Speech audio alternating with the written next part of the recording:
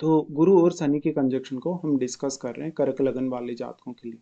और इस वीडियो में अब अष्टम भाव के लिए विचार करेंगे। अष्टम भाव में जहाँ पर आपके गुरु और शनि कुछ इस प्रकार से आपको कंजक्शन में देखने को मिलेंगे, जहाँ पर दोनों की युति कुंभ राशि में होगी।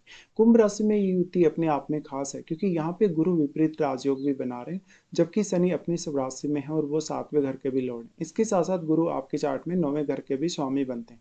दोनों का ये कंजक्शन काफी ज्यादा खास है अगर आपके कैरियर के दृष्टिकोण से देखा जाए, आपकी मैरिज के दृष्टिकोण से देखा जाए, करियर में प्रोग्रेस या फैमिली लाइफ के दृष्टिकोण से अगर देखा जाए। अगर इन दोनों ग्रहों का कंजक्शन अगर यहाँ बन रहा है तो आपको अपने ससुराल पक्ष के साथ हमेशा अपना रिलेशन अच्छा रखना होगा। अगर आपका ससुराल पक्ष के साथ रिलेशन बिगड़ेगा तो उतना ही ज़्यादा आपको नुकसान होगा यहाँ पे। गुरु और शनि का कंजक्शन यहाँ होने से इसका मतलब ये नहीं कि आप अपने ससुराल पक्ष के लोगों के साथ पार्टनरशिप कर लें, उनके साथ मिलकर कोई बिजनेस करें, बट कहीं ना कहीं ऐसा लगता है इस कंजक्शन के होते हुए कि आपको जब जब भी जरूरत पड़ेगी आपके ससुराल पक्ष वाले लोग आपका सपोर्ट करते हुए नजर आएंगे। लेकिन यहाँ गुरु की अहमियत काफ़ी ज़्यादा है। गुरु आपका यहाँ जितना अच्छा प्लेस्ड होगा उतना ही ज़्यादा आपको ससुराल पक्ष से फायदा मिल पाएगा। गुरु यहाँ पे विपरीत राजयोग बना रहे हैं, तो ऐसा गुरु ज्ञान और धन के मामले में आपके लिए काफ़ी सपोर्टिव होगा। लेकिन शनि भी यहाँ पे उतना खराब नहीं कहा जा सकता, क्योंकि शनि अपने मूल त्रिकोण में है, अपनी स्वराशि में है। इसके साथ साथ आपका जो लाइफ में अगर ग्रोथ होगा तो आपकी इंडिविजुअल सोच की वजह से, आपके खुद के ज्ञान की वजह से, आपके खुद के एफर्ट की वजह से ही ज़्यादातर आप प्रगति करेंगे। तो आप कितना जल्दी लाइफ में सेल्फ डिपेंड बन पाते हैं, स्पेशली मैरिज होने के बाद में आपकी लाइफ में आर्थिक रूप से प्रगति होने और करियर में प्रगति होने के काफ़ी ज़्यादा चांसेस होंगे। ऐसा अगर कंजक्शन है तो जातक का जो जीवन है वो शोध वगैरह करने, रहस्यों की खोज वगैरह करने में बीत सकता है, आध्यात्मिक साधना वगैरह में बीत सकता है। ऐसा जातक गुप्त स्रोतों से धन की प्राप्ति करेगा, लेकिन जरूरी नहीं कि हमेशा आप उसके ऊपर निर्भर ही रहेंगे। हालांकि ऐसे जातकों को निवेश वगैरह से रिलेटेड नॉलेज काफ़ी अच्छा होगा। नॉलेज होने के साथ साथ मुख्य तौर पे ऐसे जातक अपने ससुराल पक्ष से भी समय समय पर काफ़ी अच्छा लाभ प्राप्त करेंगे या सपोर्ट प्राप्त करेंगे। लेकिन यहाँ पर किसी पर भी आपकी डिपेंडेंसी नहीं होनी चाहिए एक तरीके से। ऐसा कंजक्शन अष्टम में होने से बेसिकली गुरु और शनि आपस में कितने ज़्यादा क्लोज हैं आपको ये ध्यान देना होगा, क्योंकि यहाँ अगर गुरु वक्री हो गए तो गुरु बिल्कुल सामान्य प्रभाव ही डालेंगे। वैसे कुंभ राशि का गुरु काफ़ी अच्छा माना जाता है, लेकिन क्योंकि गुरु अष्टम में आ चुके हैं इसलिए क्या गुरु शनि से बहुत ज़्यादा प्रभावित है। अगर गुरु आपका शनि से काफ़ी प्रभावित है, ऐसे में आपकी ग्रोथ काफ़ी स्लो रह सकती है लाइफ में, और आपको अपने ज्ञान का ज़्यादा बेहतर इस्तेमाल करना पड़ेगा या आपको एफर्ट अच्छे से करने होंगे। लेकिन आपका गुरु वक्री हो गया उस केस में आपके लिए सबसे ज़्यादा चैलेंजेस होंगे। गुरु और शनि के इस कंजक्शन की वजह से जीवन में आपको ज्ञान तो बहुत ज़्यादा होगा, लेकिन आपका सारा ज्ञान, अपनी सारी विद्वता को आप कभी कभी पहचान नहीं सकेंगे। आप लगभग प्रत्येक विषय की काफ़ी ज़्यादा गहराई में उतर सकते हैं, उसको काफ़ी अच्छे से आप एनालाइज कर सकते हैं। मेनली इस प्रकार का कंजक्शन है तो जहाँ भी आप काम करें, जो भी आप काम करें, उसमें आपका जो पर्पस है ज़्यादा से ज़्यादा ज्ञान की प्राप्ति करना, अनुभव हासिल करना और ज़्यादा से ज़्यादा धन संपत्ति की प्राप्ति करना होना चाहिए। कभी कभी अब अगर आपके सप्तम भाव में कोई ऐसा प्लैनेट बैठा है जैसे मंगल जैसा ग्रह है, सूर्य जैसा ग्रह है, या इवन यहाँ भी आपके अष्टम में भी कोई ऐसा प्लैनेट बैठा है, तो मैरिज होने के बाद में या तो आप अपने जो इन लॉज हैं उनकी तरफ थोड़े ज़्यादा झुके हुए नजर आएंगे, या हो सकता है जो इन लॉज हैं वो आपके धन के मामलों में, पारिवारिक मामलों में, संपत्ति के मामलों में अपना इंटरफेयर दिखाएं।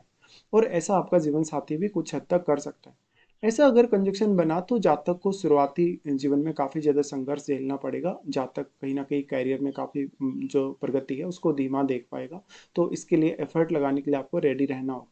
इसके साथ साथ मेहनत का फल आपको लगभग 36 के बाद ज़्यादा बेहतर तरीके से मिलेगा। ऐसा कंजक्शन होने से आप बहुत ही एक योग्य पर्सन होंगे, एक बहुत ही विद्वान पर्सन, काफ़ी ज़्यादा आप एक ऐसे व्यक्ति नजर आएंगे जो काफ़ी पढ़ा लिखा हो या नेचुरली काफ़ी ज़्यादा सक्षम है।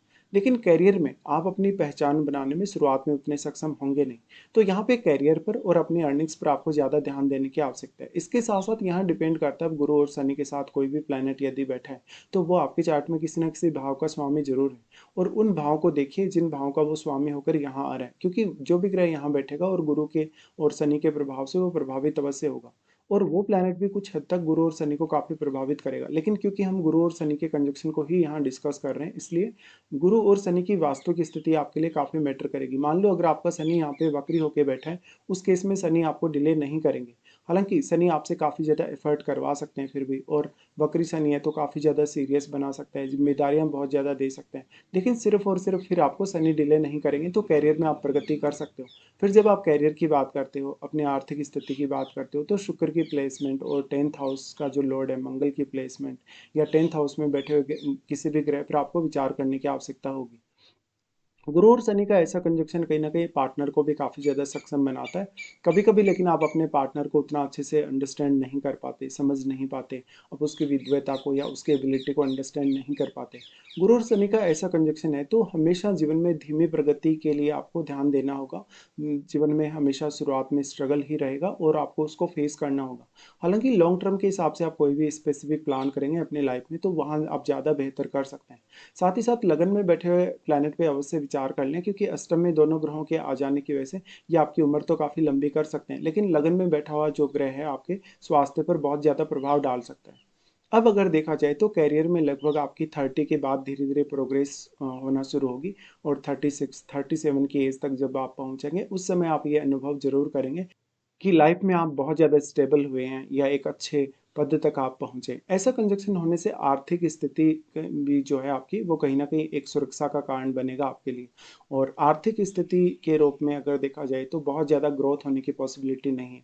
इसलिए आप शुरुआत से ही ऐसे कार्यों पर फोकस करें जहां से आपको रेगुलर इनकम हो सके, या शुरुआत से ही अपने निवेश वगैरह को लेकर आपको थोड़ी बेहतरीन प्लानिंग करनी होगी।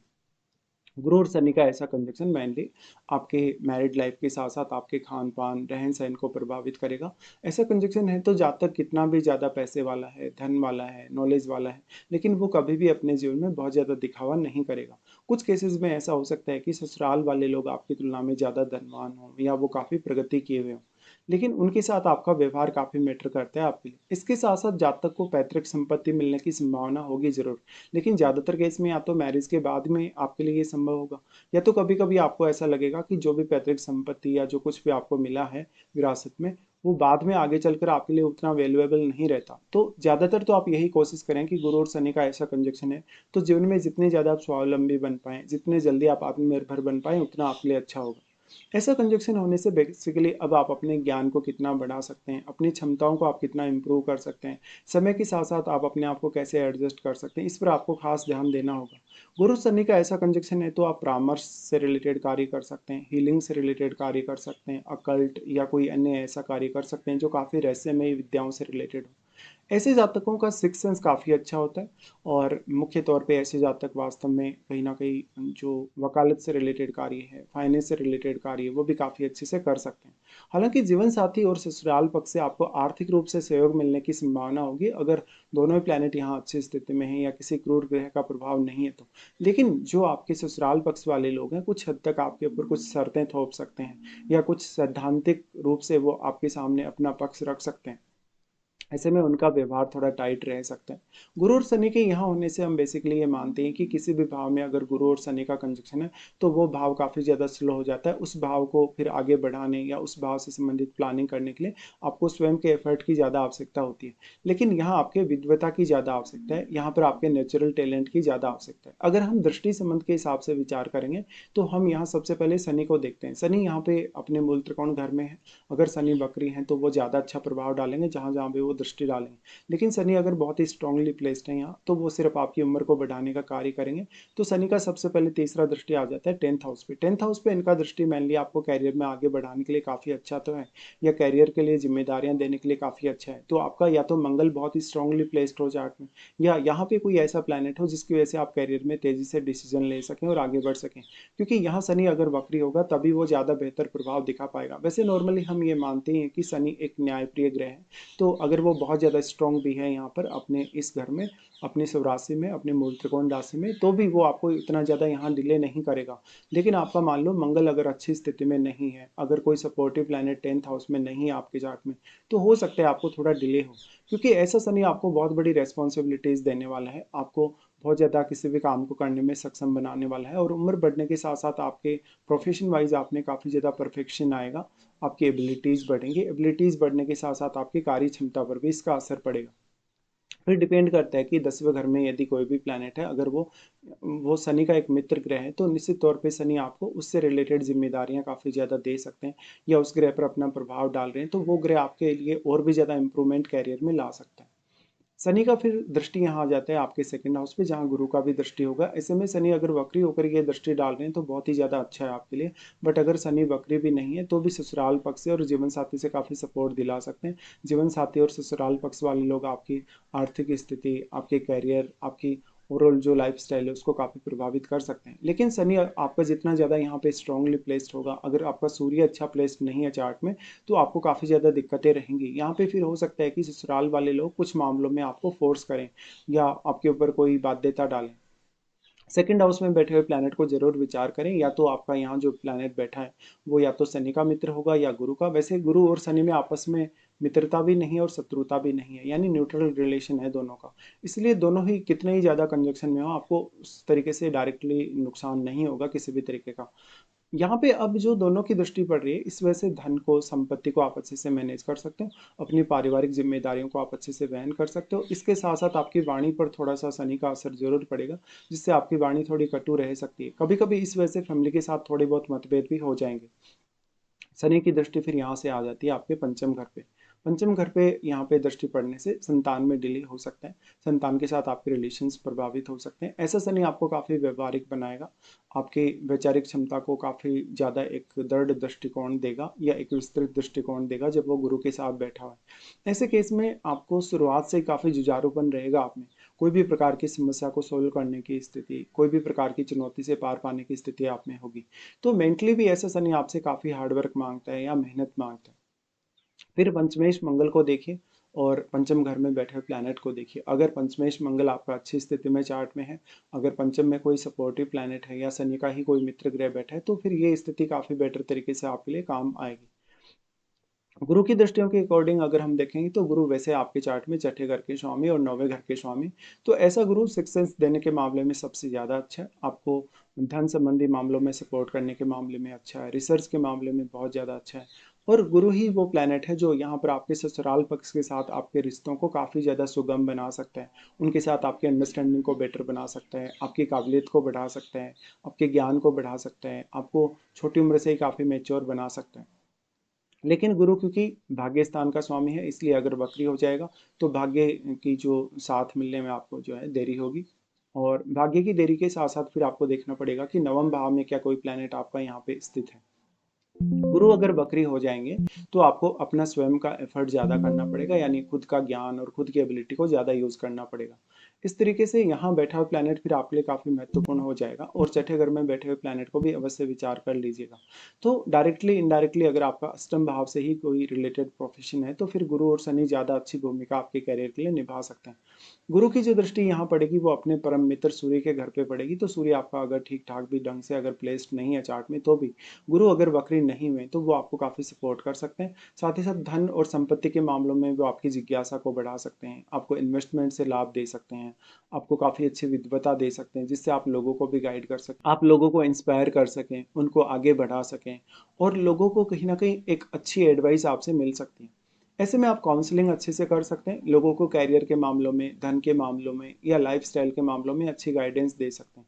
गुरु यहाँ पर आपकी धन को लेकर काफ़ी समझ को बढ़ाएगा और आपके लिए नए नए इनकम सोर्सेज डेवलप करने में आपकी हेल्प करेगा।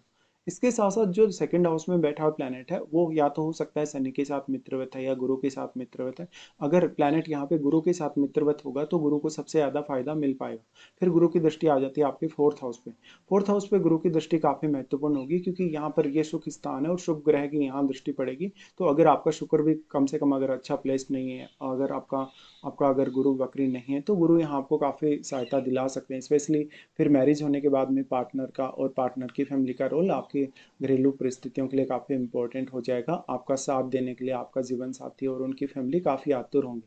लेकिन कुछ हद तक यहाँ शनि और गुरु होने से उनका जो पक्ष है कहीं ना कहीं थोड़ा टाइट रह सकता है आपके लिए, या उनकी कोई एडवाइस जो आपको काफ़ी स्ट्रिक्टली फॉलो करनी पड़ सकती है। गुरु की दृष्टि यहाँ आने से शुरुआत से ही आपको छोटी उम्र से ही भले गुरु परिवार से दूर कर सकता है, घर से दूर कर सकता है, लेकिन मैच्योरिटी अच्छी दे सकता है, आपकी सोच को काफ़ी विस्तार दे सकता है। सोच को विस्तार देने के साथ साथ आपकी मैच्योरिटी भी उतनी ज़्यादा बढ़ती जाती है उम्र बढ़ने के साथ साथ। अब ये ऐसा कंजक्शन है जो कभी कभी आपकी ग्रोथ को रोक सकता है। तो मैरिज होने के बाद कोई स्पेशल चेंज कभी कभी आपके जीवन में नहीं देखने को मिलता आपको।